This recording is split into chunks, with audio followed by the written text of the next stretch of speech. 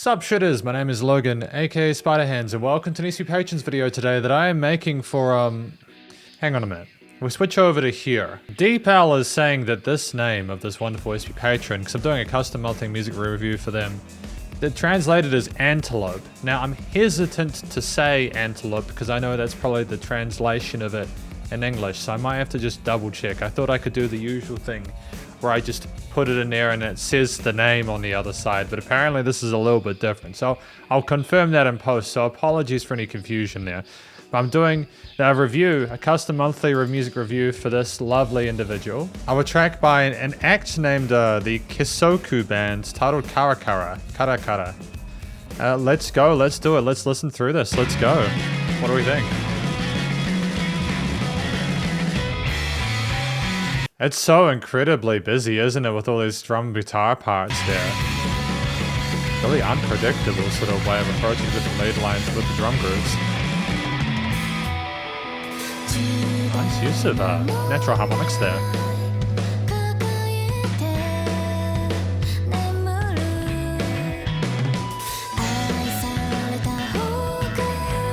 Have we got it? Hang on a minute. Hang on a minute. I knew my Nanoleaf panels were being weird again.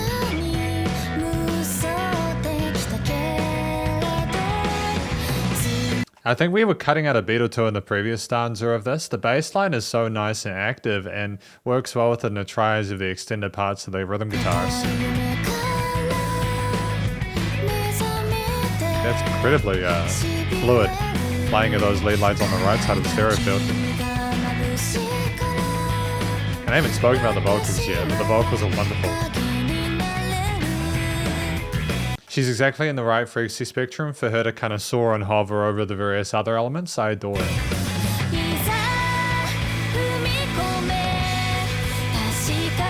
Phonetic hi-hat work with the tremolo taking on the right.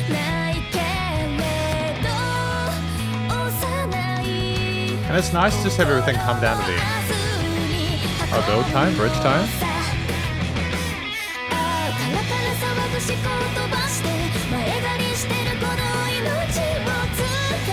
Going into a head voice there was wonderful, the breathy sound of it. At the same time, I'm not sure if I'm a massive, it's very much as busy most of the time as it is the rest. That's a subjective thing.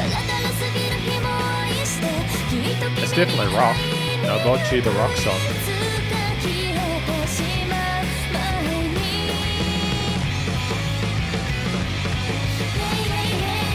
It's almost progressive with these different time signatures that we have. I like the fact, yeah, I think that it's just that it's been compressed and limited so well in the post-production. I do enjoy the fact that we have those kind of natural harmonics going into a softness, a sweetness with the rim shots here. Just to have the sort of tapped bass parts, I think. Some tapped bass with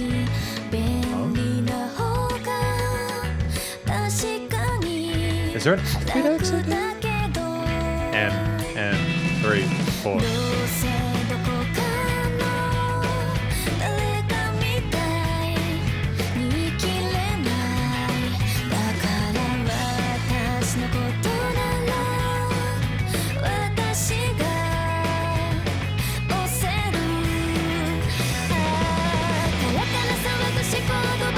Yeah, the great build there. Again, it's flat in the sense that everything has sort of been limited and compressed so well that there's no like peaks and troughs and no perceived loudness. I think it's because maybe potentially, I think it's like an ending song for like an anime of some kind. So like for broadcast, you don't want to have a massive amount of dynamic range.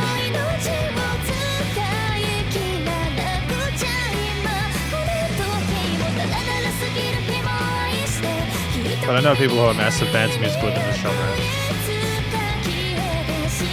Oh yeah, the unison bends? Okay. Cool.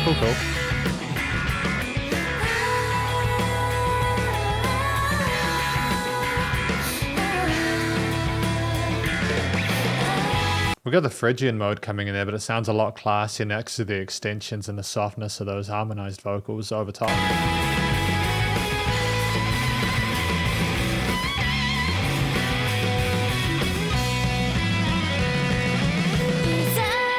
Really tasteful lick there. Yeah, a little bit of a solo section, but we've had more sort of technical stuff go on throughout the rest of the track. This bit of breathiness and airiness is welcome.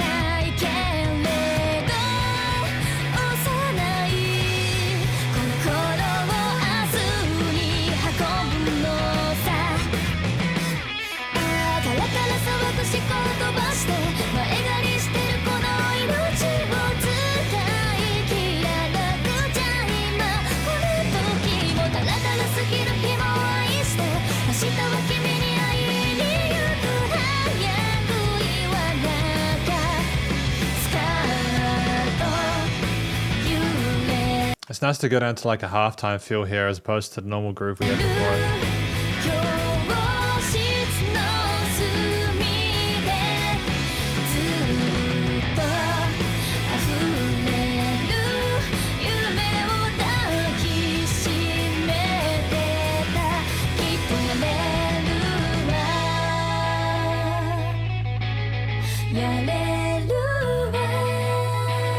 Fantastic tone to that bass guitar and the slide upwards.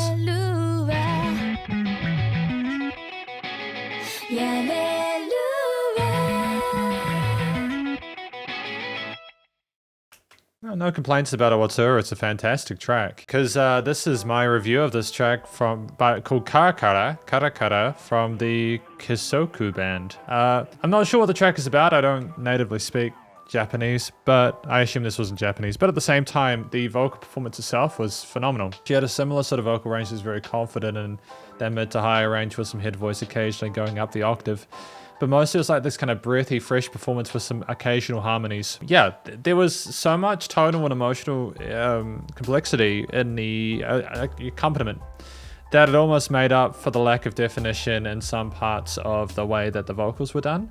I wasn't sure how to interpret how it was being sung and what emotions were tied into that. And I think that's okay. Again, like if you want to keep things sort of bittersweet and kind of like neutral, that's a damn good way of doing it. I think that the extensions and the harmonies of the guitar parts, as well as the freneticism, I've said frenetic a few times, the amount of energy, the speed and the agility of the guitar parts kind of illustrated a more complex tapestry than I was expecting, but at the same time almost potentially overcomplicated it for me. I'm not really sure what to make of it. It's almost like we had musicians in here who were incredibly competent and we were playing and filling in all the different gaps, and it was incredibly impressive, but I'm also not sure what to take away from that from an actual mode of musicality standpoint. Thematically, I mean, I suppose maybe the extra sort of context would come from hearing the song, like understanding the language itself natively, but that's okay. I nonetheless enjoyed it.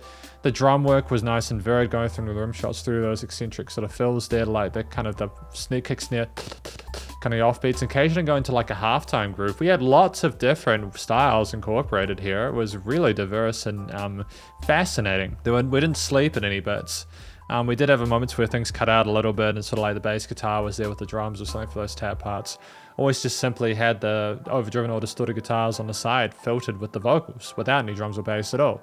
There was plenty of change here and variety to keep listeners of many different types of rock and other genres happy with it. There was a lot of flexibility, especially in that interlude there and that little sort of lead section on the right, although I'd honestly felt like the guitar was playing a lot of lead work throughout the entirety of the song. I'm mixed on that. I like there being dedicated lead sections, but at the same time, I never, if you can fit it in there without it sort of swamping the vocals, which it didn't do. The vocals were nice and present and had their own personality there in the mix. It's just a tricky situation. I think they're missing a few key components here. But definitely the arrangement was incredibly complex, the way that it was written there with lots of little sort of melodic ideas intertwined across the various layers. The drums kept the song pace, but varied as well.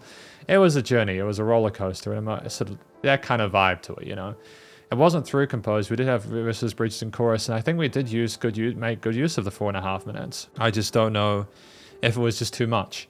The production, recording, mixing, and mastering was sensational. I enjoyed my time listening through this track. At the end of the vocals were recorded professionally, nice filtering and EQing of them, alongside like very slight reverb tails just to kind of give a bit of airiness to them.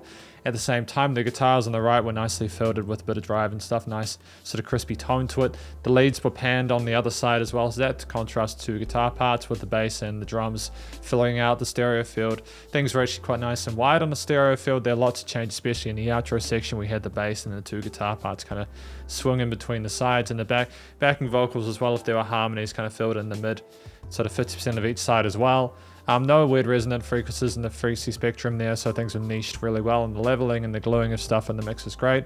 The limiting compression was strong, it was put everything in its place, but it never felt like too much.